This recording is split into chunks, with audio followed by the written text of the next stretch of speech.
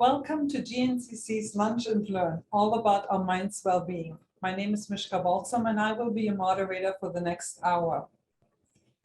Last month, the Canadian Mental Health Association released the fourth round of reports assessing the impact of the pandemic on mental health nationally. Agencies across Canada are observing signs of chronic stress taking a toll on people. A third of the ones surveyed indicated a decline in mental health, and it is significantly higher in vulnerable groups, ones with pre-existing mental health conditions, students, Indigenous community, and people with disabilities. Over time, we have learned to turn to a number of services and treatments that are available to us, or to suggest those services to people close to us. Community mental health services are offered within our healthcare system, and the local CMHA agencies or resources on Government of Canada's Wellness Together portal are ones that many of us are turning to, and we'll make sure to link those in our chat function. But many individuals have taken their mental health into their own hands, exploring cognitive behavioral therapy, neuro-linguistic programming, psychotherapy, and hypnotherapy. I'm glad that you've chosen to join us for the next hour to explore all the options and tools available to you.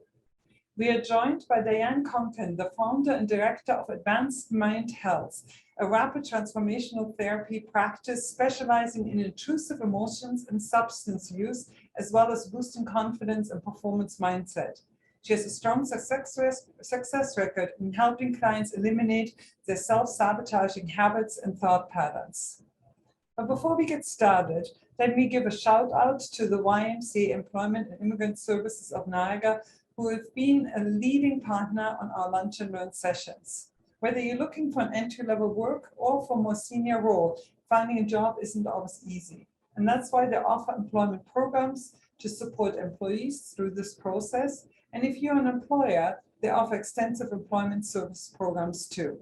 And it's my great pleasure to be joined by Cheryl Kincaid, who is passionate about the work of the YMCA Employment and Immigrant Service of Niagara, and so are we.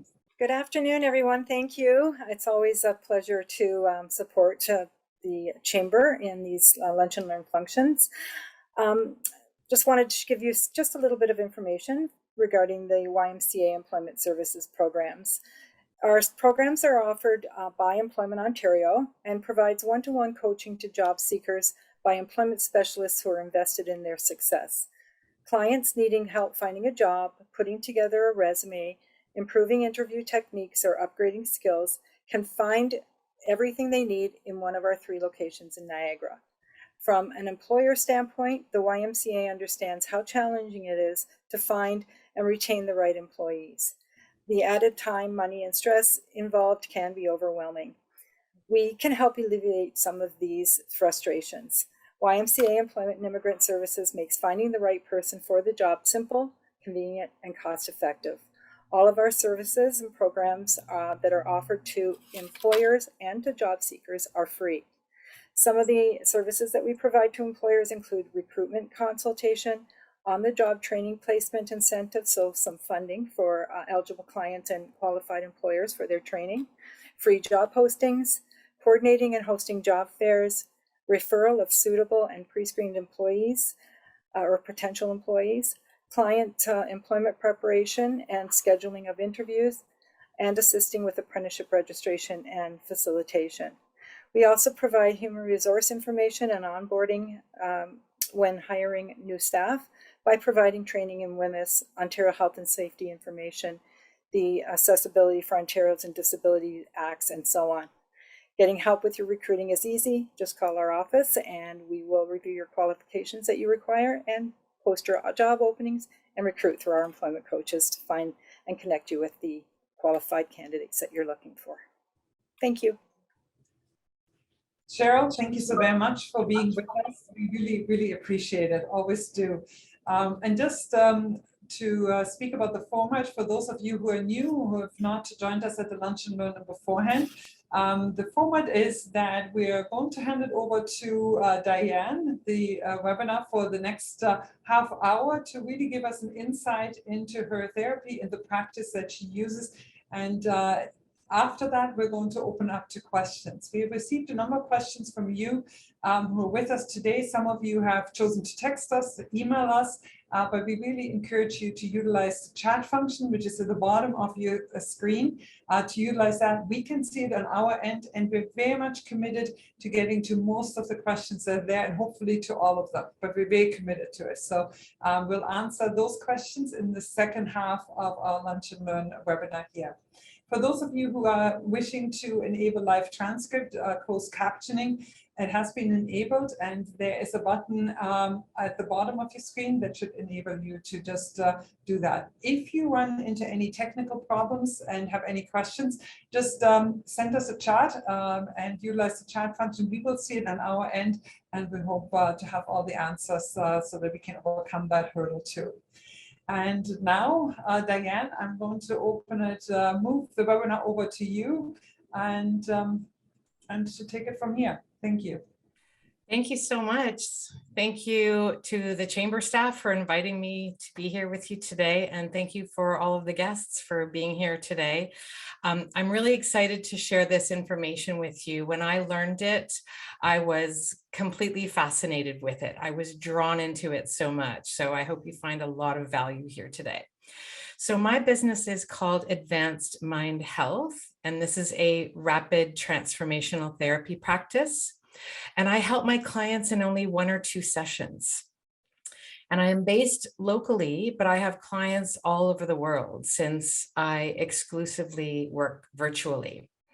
And what is RTT, you ask? Okay, so maybe we can show the slide. And this is a method, it's Rapid Transformational Therapy. And this was developed by a woman out of the UK. You may have heard of her. Her name is Marissa Peer. She is a world-renowned therapist, author, award-winning speaker. She has been practicing for over 30 years in therapy. And somewhere in her career, she began to take an interest in clinical hypnosis, and she started incorporating it into her therapy practice. And she started noticing that her clients were having these great discoveries and transformations much quicker. And she developed a series of tools that with the whole process of RTT, that any therapist that trains with her, I was personally trained by her, has access to these tools. Whereas normal traditional psychotherapy, it's very limited what they have compared to what RTT has, these tools that Marissa has developed. And she began teaching her method in 2015, first of all, right in the UK, and then she expanded it globally. And it really is excellent at uncovering and reframing the root cause of an issue. So where traditional talk therapy, normally they start with your symptoms and they go backwards, it takes quite a while to unravel everything that you want to change in your life or your relationships or your history. RTT does this quite quickly. I cover all of that information in an intake form. And then in the actual session, we begin by uncovering the root cause. And when you understand the root cause, then we can reframe it and reverse engineer that. Because understanding is very powerful. When you understand where something is coming from, you have more power over it to change it. So RTT really creates an alignment between your conscious wants and your subconscious mind, or what I like to refer to as our operating system. So what is the subconscious mind? And we learn this in school, but my clients are always surprised to hear about it again when I tell them that the subconscious mind is 95% of what drives our decisions and our actions and our behaviors. And the new neuroscience, some scientists say it's even higher, 97. And some scientists say that our decisions are actually made in our subconscious mind before they even float to our conscious mind. So that's in a nutshell. But the number one job of the subconscious mind is to help us survive.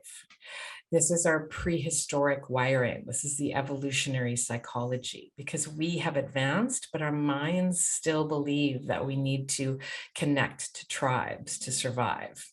And we are wired at birth to move towards what is familiar and away from what is unfamiliar. We all know how hard it is to get out of our comfort zone. So the trick is to make familiar what is unfamiliar, and make what is familiar that you want to change, make that unfamiliar. And we're also wired to stay away from pain and move towards pleasure. And this part of our mind is also formed from the meanings we attach to our past experiences, and mainly as young children. And those meanings that we attach to our experiences become the mind's belief system. And those beliefs influence our behavior and then become reinforced the longer they stay there.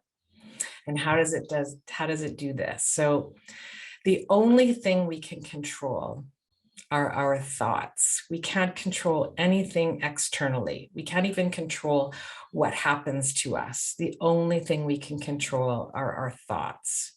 And the way we feel about anything comes down to two things: the words we say to ourselves and the pictures we make in our head. And this equation is very important. Our thoughts lead to our feelings and beliefs, which create our actions, which create our life essentially, because our actions create the events that happen around us. And again, it drives 95% of our decisions and behaviors. And this is the way it operates. So we're going to look at some of the rules of the mind now. Now there's 8 of them. I won't go through all of them. I'll go through the ones that I feel are the most important. But these were developed early in the 20th century by a man named Charles Tibbetts. And he was one of the pioneers of hypnotherapy, who at the time worked with a physician and his patients in the early 1900s. And even though he had great success with these difficult patients, his method really wasn't well known enough. And so the doctors were skeptical and more so embarrassed amongst their peers. And so the doctors swore Charles to secrecy about how he was curing his patients. But in the 60s and 70s, Charles went on to really immerse himself studying more and more about this method. And even at an old age, when he had a paralyzing stroke himself, he used self-hypnosis to regain his speech. So he took all of the research that was available, as well as from his peers and from his own clients over the many, many years. And he put these rules together. So again, these are just a few of them. But the first one is every thought creates a physical reaction. So this has been scientifically proven exactly how the mind and body are connected. And we all know that the subconscious mind controls our automated movements. We breathe without thinking about it. We drive. And these actions, we don't consciously think about these things. We just do them. And also scientifically, every thought we think creates a chemical reaction in the brain, which triggers an emotion. It creates a signal to the body, and we feel and react a certain way. For example, when we have thoughts of negative outcomes, it produces worry and stress, and it causes anxiety in the body. We feel nervous, we have heart palpitations, or our digestion changes, or we even develop ulcers if it's prolonged enough. And some scientists even call the gut the second brain because they are so connected. And the subconscious mind takes everything literally. It is always awake and listening and absorbing, and really forms our operating system. And I say to my clients, we change and upgrade the operating system in our computers regularly, but we don't in our minds. We need to adjust our actions and even, like I said before, responses in the body. So another example, if you were to close your eyes, and you can do this now, your cameras are off, I'm sure. But if you visualize taking a lemon, like a half of a fresh lemon, and just biting into it, and you visualize that sour juice and tasting it, and you're biting even the lemon peel, Our mouths, and my mouth is watering talking about it, but our mouths will start to water. It's how we and our bodies respond to thoughts. And your mind doesn't know if something is real or not. It's what you tell it. It's what you think, right? So you can see how closely they're related. And again, the only thing we can control are our thoughts. So by controlling or changing our thoughts, we control and change our emotions. So if we have a habit of negative beliefs and you want to control that, it means recognizing that habit and then shifting that thought. For example, when I first started doing media interviews and podcasts and doing speaking engagements, in the beginning, I was quite nervous, and your body doesn't know the difference between nervous and excited. I mean, think about it. If you're on a roller coaster, you have that same physical feeling in your body that you do if you're just about to stand up and talk in front of a lot of people. So I would tell myself, I am so excited to speak today, or I'm so excited to be interviewed today. This is going to be so much fun. I know what I'm talking about. I'm going to be calm. I know what I'm talking about. Everybody's going to love what I'm saying. I represented Canada on International Women's Day at a summit with 8 women from all over the world. And that really worked. I told myself I was going to be super calm. And when it came for my time to speak, I was remarkably calm. And I was like, okay, it's because my brain got that message that that's what I want. And also your mind's job is to do exactly what it thinks you want it to do. Okay, let's move on. So the next slide, the next rule is what is expected tends to be realized. Now, the most important takeaway from today, again, is the way we feel about anything comes down to 2 things: the words we say to ourselves and the pictures you make in your head. And what this means is your thoughts and mental images scientifically become the blueprint that your mind works to make your reality. Your mind will actually try to match the pictures and words you give yourself. Because remember, it's 95% of what drives our decisions and behaviors. And for those of you who are spiritual, you know that this is manifestation. However, there's also a strong scientific base to it. So it's important to know that what we tell ourselves is critical to how we absorb events and then behave in situations. I also use this technique when I'm working out, especially if I'm doing an exercise and I want to do 20 reps. And at 12, usually it's my abs workouts. But when I'm at 12 and it's like, oh, you start to feel it, you start to go, oh my God, I just want to quit, right? But in between reps, I'll tell myself I'm strong. Like 12, strong, 13, I'm so strong. And it's amazing the burst of energy that you get. Your mind goes, oh, she wants her muscles to pull through this. And I'm like, to 20, let's go to 20. And all of a sudden, I have the energy to go those extra reps. It's pretty crazy. I don't know if you guys saw there was a viral video one time of a little boy, and he was trying to run up one of those ramps, sort of like in the American Ninja Warrior at the very end, when they have to run up that vertical ramp and then pull themselves up. And he must have tried, I don't know how many times, and he kept sliding.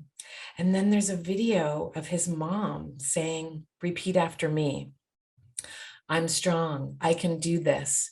I can fly up there.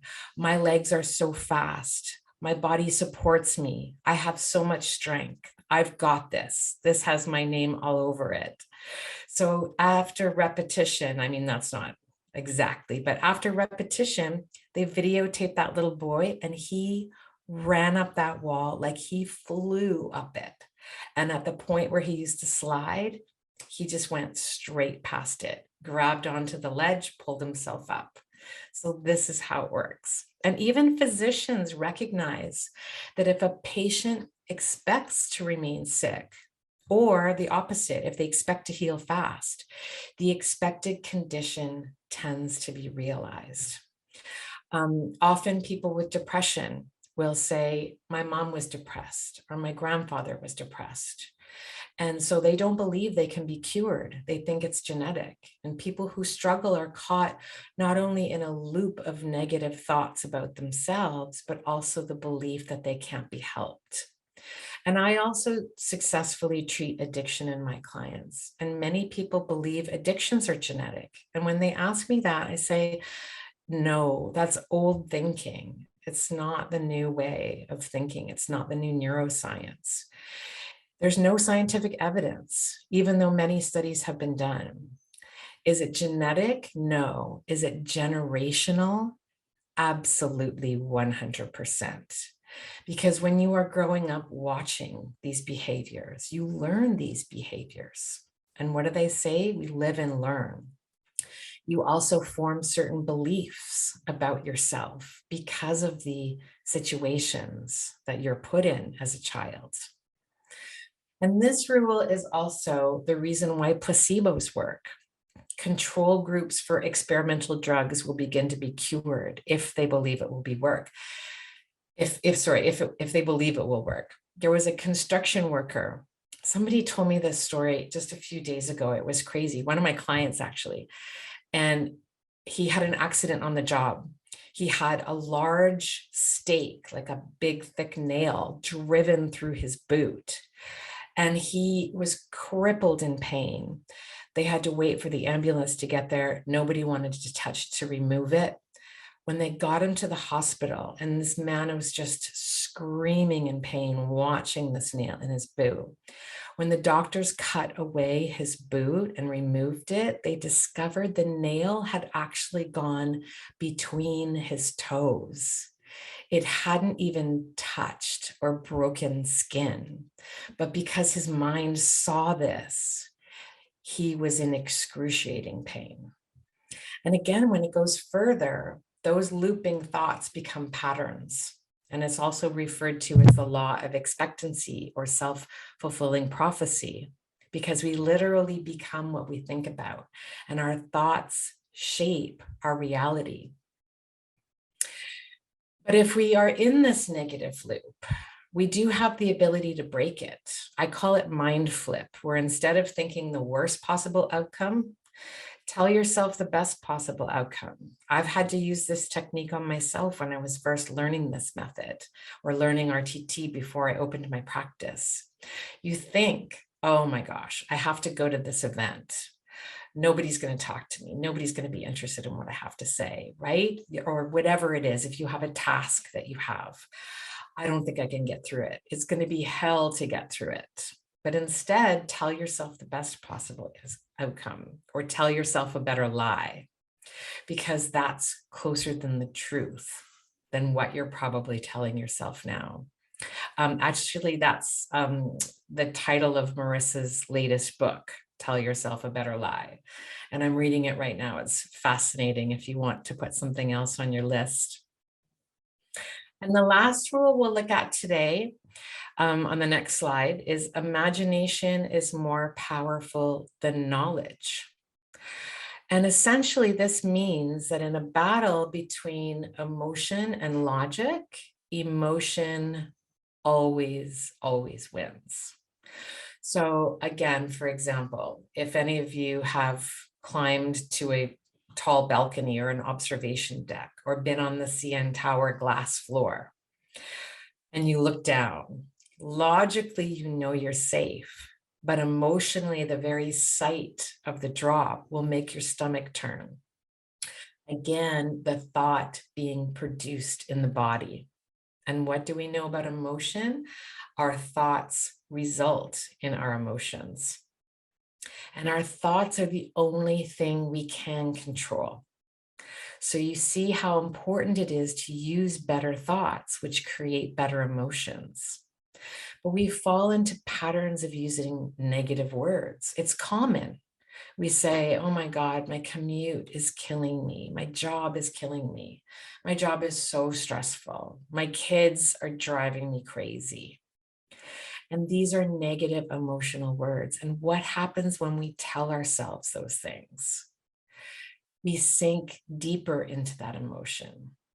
And our subconscious mind is always listening and it doesn't understand exaggeration. Or if we tell ourselves repeatedly all week, I would rather die than go to that meeting. We dread going to that meeting. Oh my God, I can't, I don't want to go. I can't be there. I would rather die. And then what happens? We work ourselves up and then wake up on the day so sick that we can't attend. Or if we say, if one more person asks me a question, I'm going to explode. And when we say that, we can immediately feel the anger begin to rise inside of us. There was a study done once with two groups, just two separate control groups, and they were each given exactly the same series of puzzles and equations. They had to work together as a team. And one group was told, this is going to be really difficult, so it might take you some extra time. If you don't get through it, we understand. This is all about team building. It's going to be super hard, so just do your best. See how far you get. And the other group was told that the whole time they were solving these puzzles and equations to say to themselves, this is simple, this is easy, this is fun. And guess which group flew through the equations and the puzzles? Exactly. It's because they were told that it was going to be simple, or they were told it was going to be difficult. So imagination is the language of the mind. Your emotion trumps the logic of what is actually happening. And the most common of our thoughts is what? I'm not good enough. I'll make a mistake. People won't like me. I'm too old. I'm not smart enough or thin enough or good looking enough. I'll probably fail if I try that. But it's important to feed your mind the language that you want to create your life. So if you are scared, tell yourself, I'm strong. I've got this. This task has my name all over it.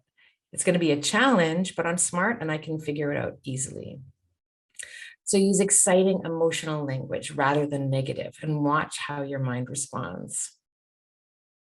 Change your thoughts, and I promise you, you will see your life begin to shift. And consciously, we can do this. But when we put our minds and our bodies in a relaxed state, it can happen much quicker, similar to a guided meditation. If you just close your eyes and relax your body and say those things to yourself, then it really starts to get in deep. There was a study done by Stanford University on hypnosis, the only one of its kind, most comprehensive in history, in 2016. And they learned in their study that when people are put into a relaxed state, essentially the state of hypnosis is something we fall into every day. It's so natural. It's when we're driving and we miss the exit, or we get home and we think, how did I get here? Because we're so focused on our own thoughts. Or if we're engaged in a movie and we don't notice somebody walk into the room. We are not focused on anything externally, we're only focused internally. That's all hypnosis is. And with self-suggestion, there's a few rules. Your mind only understands the present moment. You can't say to yourself, next year, I want to have scaled my business to double my revenue. But you can put it in the present. I'm not nervous about any task because I know I'm smart and I can work through it. I have phenomenal coping skills. I deal with stress so well.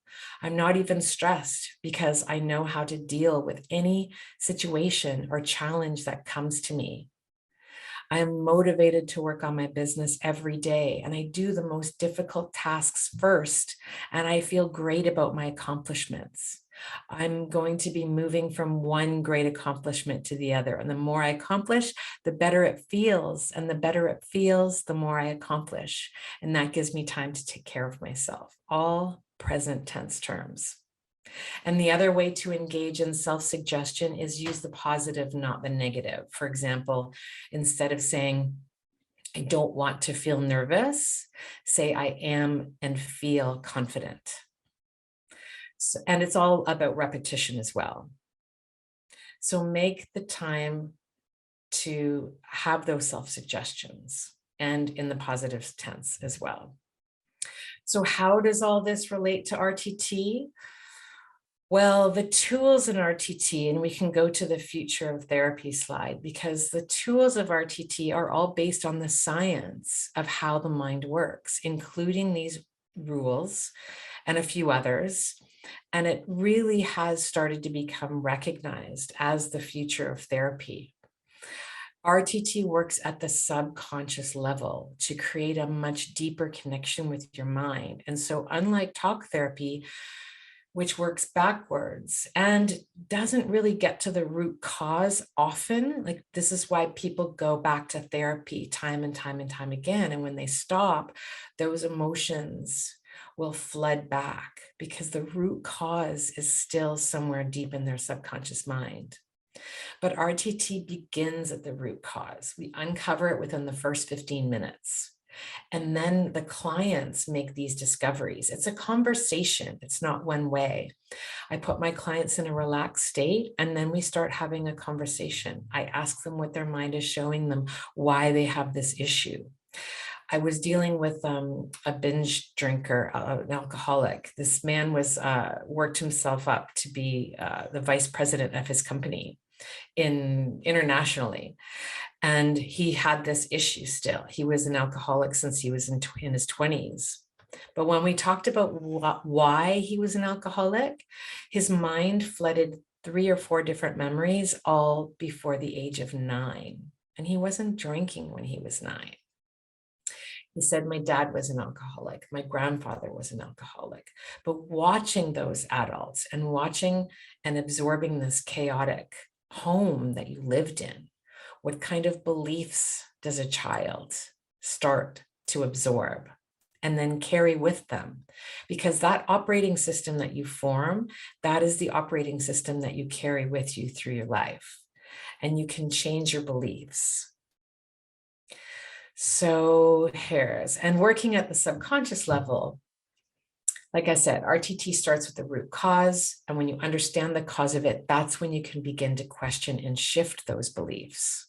You used to believe in Santa Claus, right? And when you question a belief, then it starts to dissolve. And then you can override those beliefs with new thoughts and new beliefs so that they are more in sync with what you want from your life. So the session it's about a 2-hour session. And then I finish the session by recording a 15-minute personalized audio for my client, which then they listen to for the next 21 to 28 days. Because how long does it take to form a habit, right? So the session does the work, and the audio makes sure they stay that way and permanently, because they are literally grooming in those new neural pathways and rewiring their brain and thought processes. I just had a client yesterday who came to me for anxiety. And she said, I'm coming to you, Diane, because I had a conversation with my closest girlfriends and we're all in therapy. And we all talk about our sessions. And she said, I looked around, and this woman is 53, I think. She goes, and I looked at my friends and went, okay, how long have we all been in therapy for? Like, why is it that we're in it for so long, but it's not working? So that's why she came to, and within 1 week, she said she's noticed a huge change.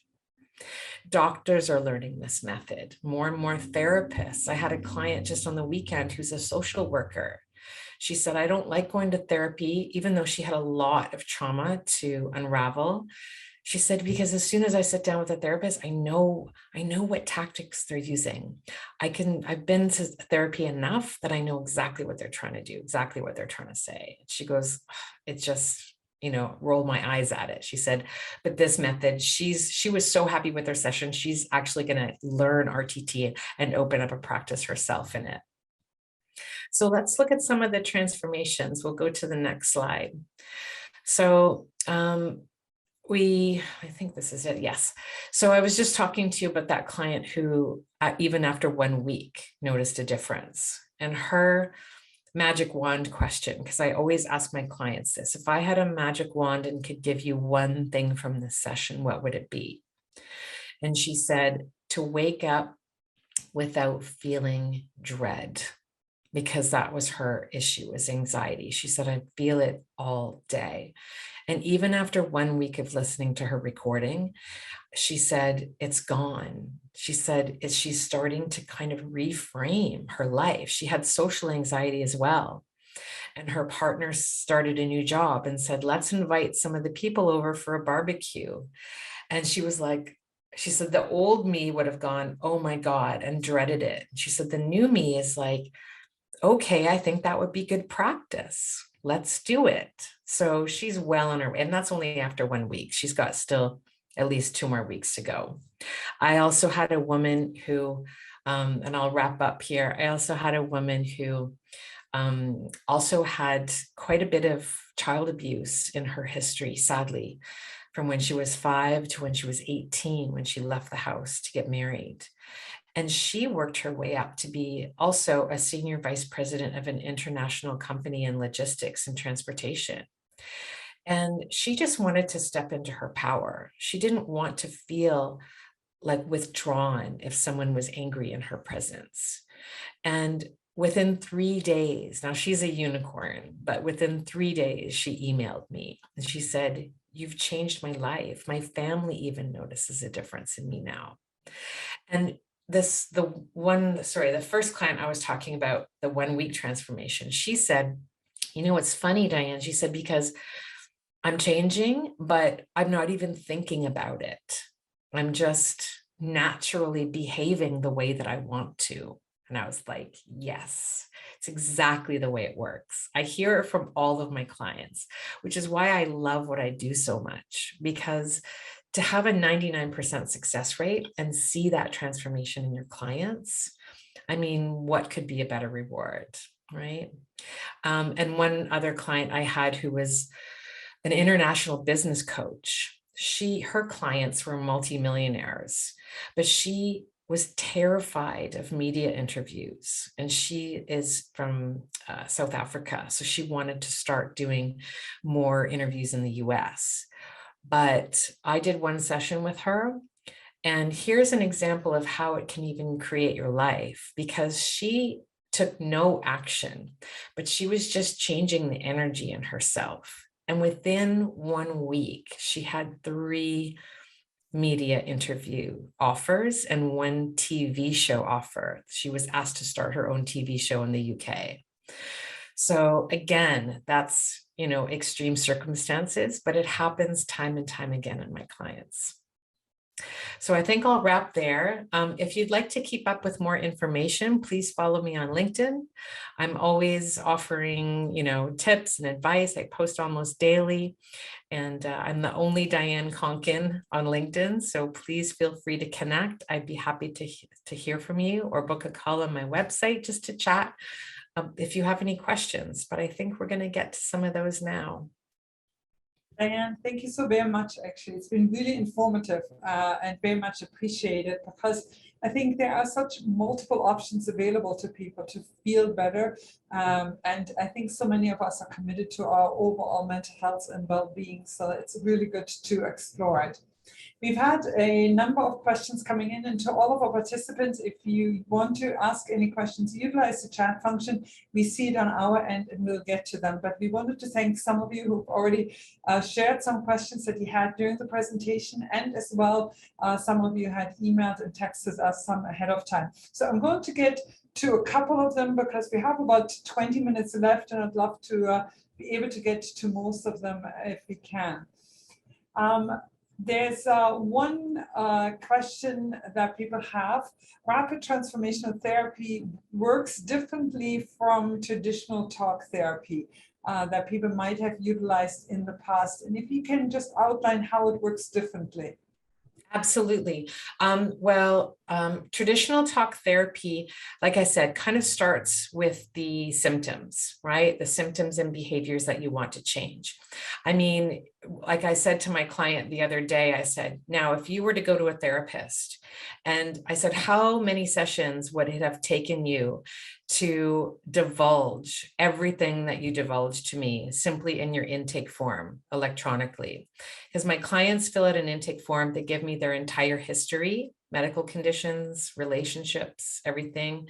And then I read it over. I do a quick 15 to 20-minute conversation with them to ask a few questions, and then we book the session.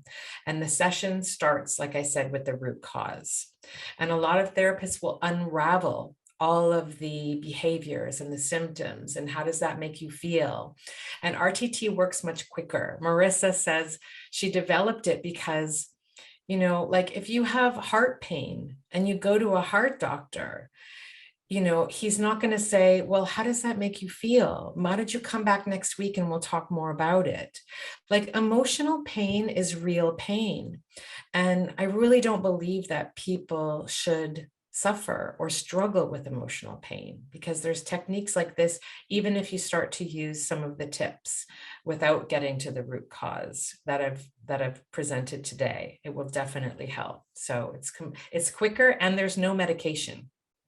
I obviously will never prescribe antidepressants or tell you to take this or take that. I read articles sometimes about how to feel better. And it's like, oh, okay. So I'm reading all these articles. Here's 5 ways to feel better. Drink more water and take a walk in nature.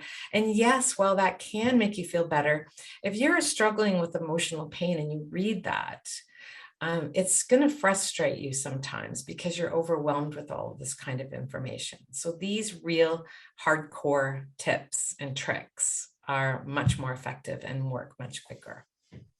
Thank you. You mentioned one thing in your presentation, and the question that has come out of it is, are there any risk factors for someone actually trying out this therapy? Could there be any pre-existing conditions that might impact the therapy and might not be good for the individual, especially when we're talking about hypnosis and those aspects of it? And so individuals asking for just your input on that. Yep, absolutely. The only 2 kinds of clients that I will not work with are people who have been diagnosed with any kind of psychosis or schizophrenia, because their brains just fire differently for whatever reason. I'm not a neuroscientist. I know a lot about neuroscience. I don't know a lot about the condition of psychosis or schizophrenia, but we are advised not to take those people on as clients, because when you get into a relaxed state and you get into that, that part where your mind opens up, like the Stanford University science study was saying about they were doing brain scans, and your brain changes, it opens up and it becomes much more suggestible. So, but if you are in that relaxed state, similar to a guided meditation, it may not be something that someone with psychosis could get into easily, or it may affect them differently. They might feel it uncomfortable. So those are the only 2 clients I can't treat. Makes sense, actually. And on that same note, there's a couple of individuals that have asked, what does hypnosis feel like? Some individuals have also experienced that it didn't work for them, so they have tried it beforehand. Others have expressed maybe the fear of that they won't remain in control of it. And I was wondering if you can touch a little bit on what does hypnosis feel like, and are there some concerns around it? Yeah, it feels really good, actually. I had to do many practice sessions with other students when I was studying the method.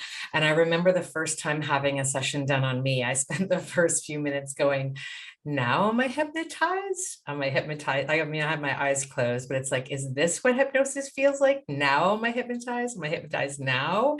And I thought, I tell my clients that story because I don't want them to focus on that. It's like, you don't need to make anything happen. It's very similar, like I said, to just closing your eyes, relaxing your body, and just focusing on my voice. That's all it is. So I tell my clients, it's like a spa for your mind. When you go for a massage and you're lying there, it just, you get up at the end of it and your body feels good. And with this method, You close your eyes, you relax, you're at home in your favorite chair. You don't have to get up and drive and go to some clinical office.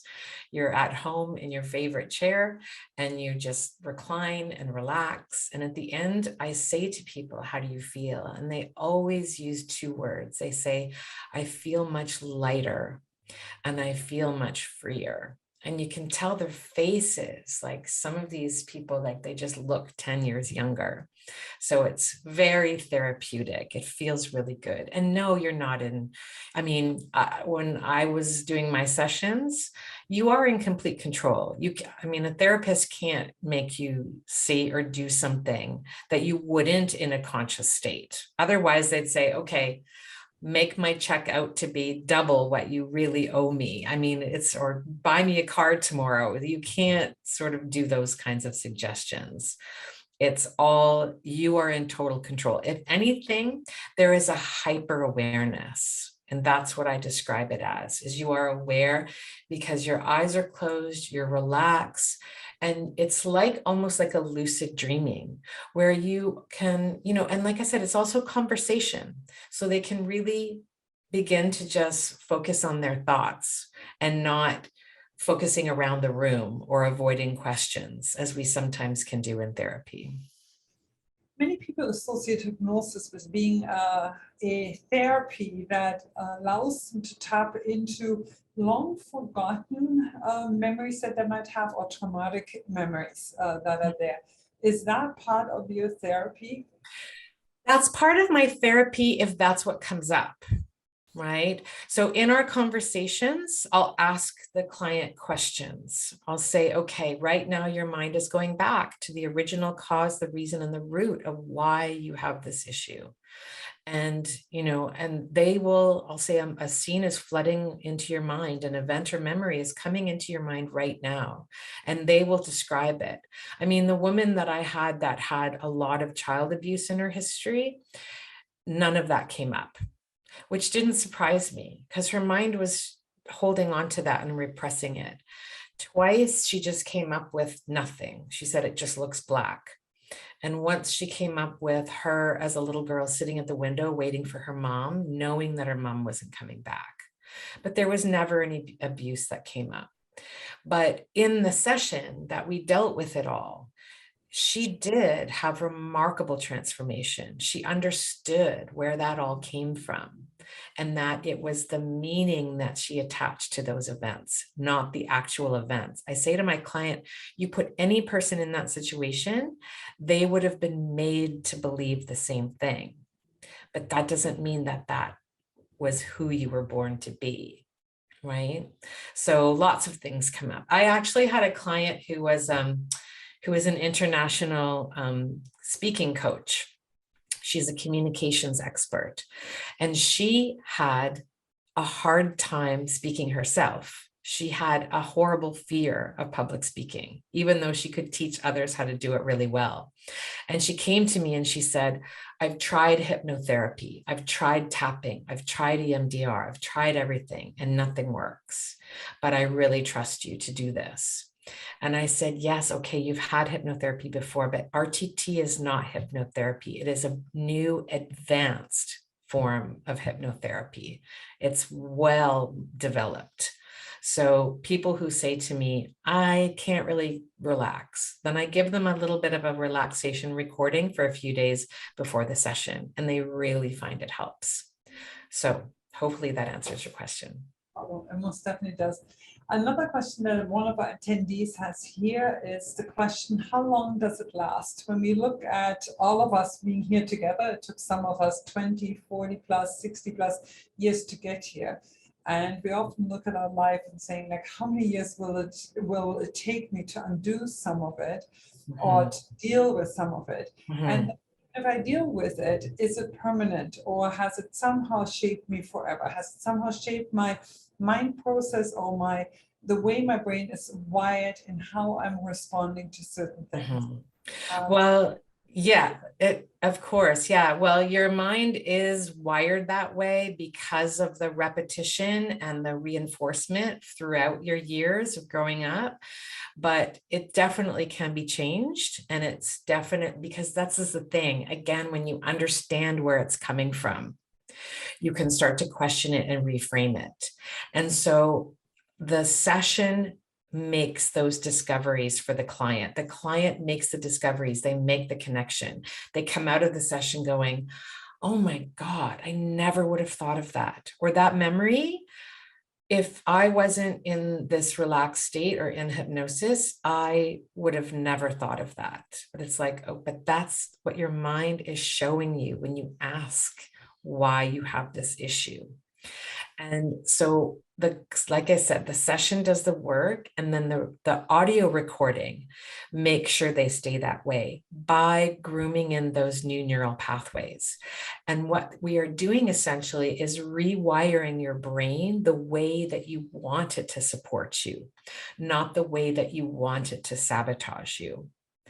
And so most definitely it's permanent. Now, I've had my practice for about a year and a half, but I had a colleague who also has had his practice for just over a year. And he went back and contacted all of his clients, and they still were exactly the same situation and achieved the results permanently that they wanted to, because you are rewiring your brain.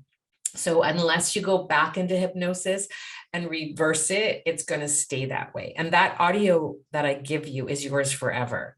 So I say to my clients, when you finish listening to it daily for that 21 to 28 days, listen to it again in a week, listen to it again in a month, listen to it again every few months, or whatever it takes, just to remind yourself of that. So yes. And that's actually a perfect lead into another question that has come forward. You mentioned 1 to 3 sessions. It would likely take, or on the average it takes. How long are each one of those sessions? Each one is about 2 hours. The first one for sure will be 2.25. And it depends on what the client is working on. Whether, like I had one client who, she had money blocks, believe it or not. I didn't know this was a thing, but there's a whole niche in RTT. She was a business owner. She was a premier fitness coach and nutritionist in the States. And she started making like a good 50,000 a month. But she said that would freak her out. She's like, when I made that much money, I became so overwhelmed. She said, I didn't think I was worthy of it. I thought, oh, that's just a fluke.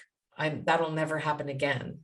So we did a session on her that really, really helped. But then she's like, okay, there's this one thing that if I go to the ATM, I'm good now, but now I have trouble spending money. So we did a second session on her.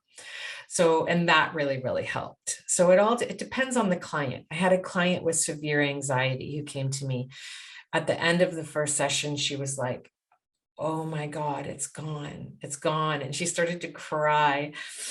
But then about a month later, she said, I want to do a second session, but it's not on my anxiety. It's about my anxiety around this ex-partner that's starting to come back into my life, and he's making me nervous. So we did a session on that, and it helped her. So it's client dependent. Yes. One of the questions that has come forward is saying, how old does the patient need to be? I'm assuming almost adults, but that is the question that has come forward. Does this also work on the younger generation? Yes, it absolutely does. Marissa herself has taught and trained people to also work on children. There's some people who exclusively work on children.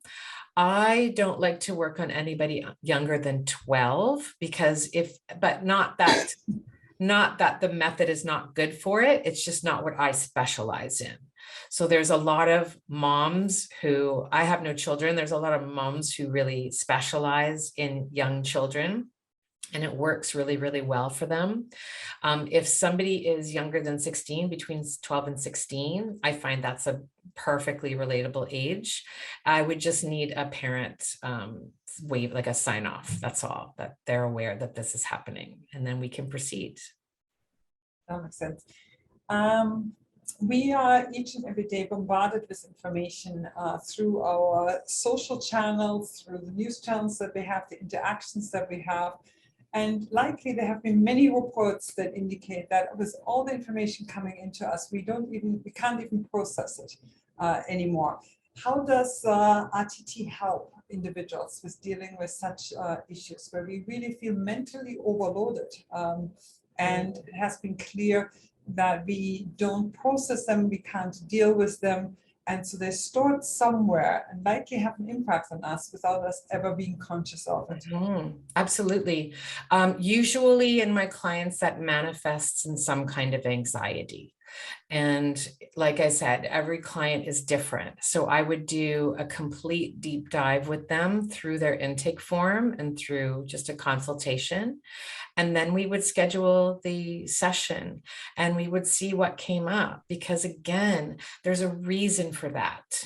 Right? There's a reason for that. There's a reason for feeling overwhelmed, feeling like we need to be perfect, feeling like we need to people please, feeling like we're putting ourselves down all the time, feeling like, I just posted about this on LinkedIn yesterday, right? Like, how much do you love yourself on a scale of 1 to 10, right? And if we are looking for our self-worth externally, that's when we're giving away our power. And that's when we are feeling more overwhelmed, because we don't feel strong and confident in ourselves in order to handle these kinds of things. So again, it changes with every client, but absolutely this can work for that. Excellent. We're getting close to the hour, the end of the hour. One question has actually come forward by about 2 or 3 people that are asking you personally, what made you get involved in it?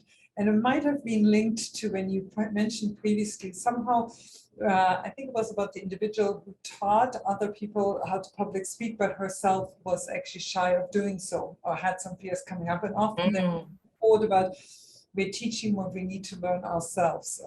And so what made you get involved in it, and how has it changed your life? Absolutely. Well, my story is on my website in detail, but I'll just say briefly that I lived with an alcoholic husband for 15 years. He was a high functioning professional and he never wanted to drink. He struggled and he was in and out of rehab 3 times. And it started with depression, and the alcohol was just because he said that was the only thing that worked. He was so medicated. We were changing his medication. Nothing worked. And so I saw what he was going through. And in the counseling that I got as a family member, and in watching his counselors and watching and learning what he was learning about, I was so grateful for these counselors. I was like, someday I want that job, because my history has always been, even when I was young, I was just fascinated by human behavior and what made people tick. And I was going to go into psychology, but I went into arts instead. And now I'm kind of coming full circle. And, after having worked with so many different personalities, I work in the theater industry, so many different designers and directors and all kinds of different people that, and I'm literally a coach almost, right? Like informally. But my husband passed in 2013. And the grief didn't hit me till about a couple of years later. We were together for so long that it took me that long to process it. And a friend of mine on Facebook had a post one day that said, "Has anybody ever tried hypnotherapy?" And I was like, oh my goodness, I would love that, because I'm completely open to alternative methods. So I started to Google it. And of course, I was targeted by Marissa's ads. And that's how I got into it and started to learn it. Thank you so very much. And thank you very much for sharing this one and all the other wealth of information that you brought forward. Absolutely. We have about a minute to go, so let me just extend my thanks to everyone who actually joined us today. It is always an honor and privilege to have you with us on our Lunch and Learn, which are very much niche conversations about certain topics. that are there, and many of the topics that you actually, as our participants and our members, have brought forward to us. So thank you for that. And my thanks also go to the YMCA Employment and Immigrant Services of Niagara for making these webinars possible. It is so deeply appreciated. Today's webinar has been recorded and will be available on our website at gncc.ca, and will be also emailed to all webinar participants directly. We spoke about a few resources that are available to people who are looking for help. Those have been shared in the chat function as well. For a more complete list, I really encourage you to go to the CMHA site, some of the government sites, and if you want more information about the service that Diane offers, that has also been linked in the chat. And so thank you very much for that, and I wish each and every one of you a wonderful rest of the day. Thank you.